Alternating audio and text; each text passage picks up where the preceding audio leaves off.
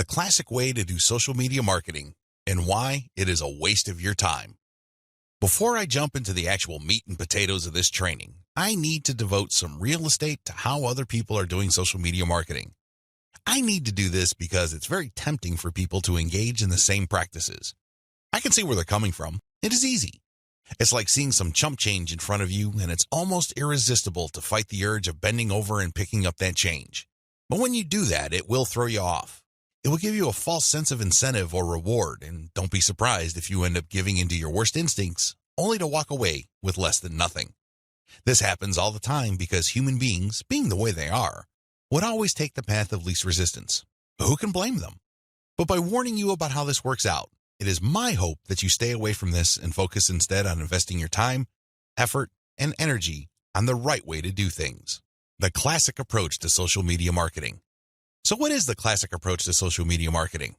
Well, it's actually quite simple. Whether we're talking about Instagram, Twitter, or Facebook, you need to only follow, like, or friend people who are interested in your niche.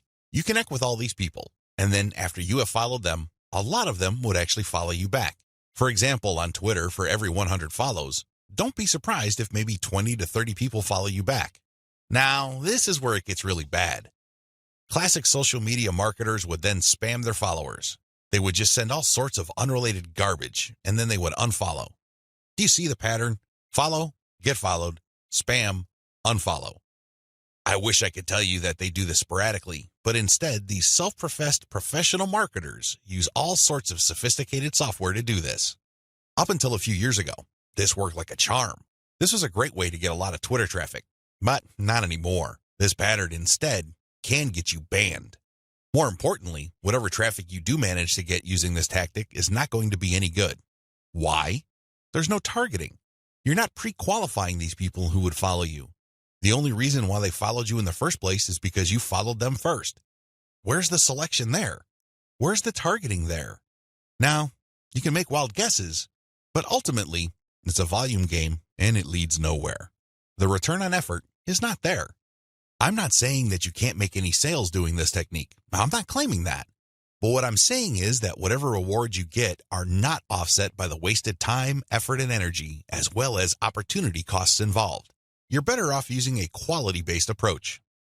Audiences are looking for quality. The bottom line to modern social media marketing is to use quality content. Your content will speak for you. Your content will do the pre-sales job regarding your brand. In other words, your content is your representative. It speaks to the values you want your brand to be associated with. The sad reality, even if the follow, get followed, spam, and unfollow technique still works for some people, the rules have changed. Social media platforms will reward or punish you based on engagement. If you want an extreme example of this, just look at Facebook.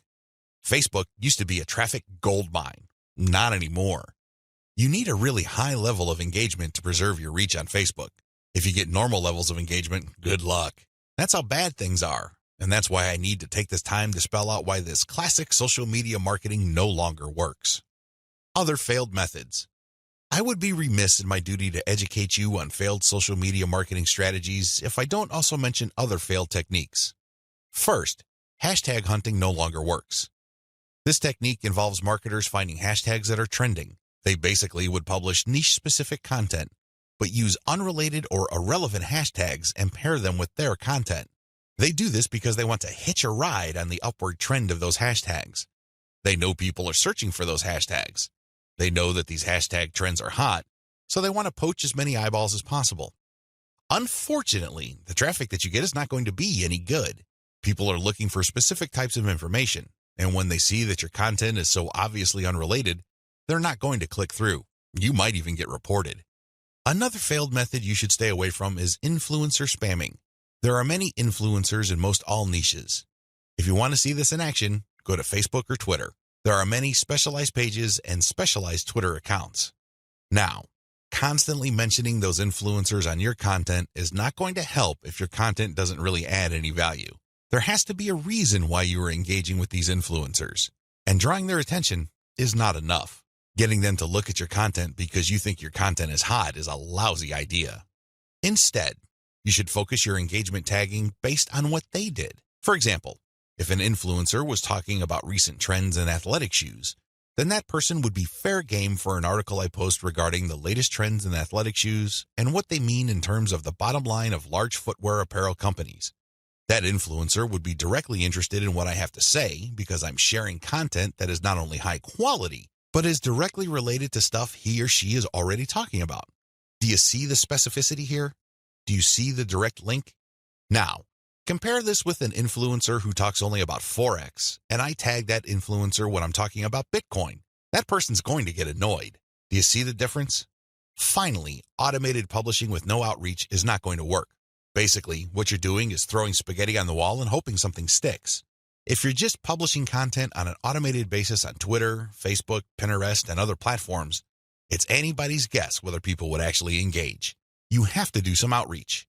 You have to draw eyeballs to your content. You have to find existing pools of highly qualified audiences and get your social media account in front of their eyeballs. Use your very best content.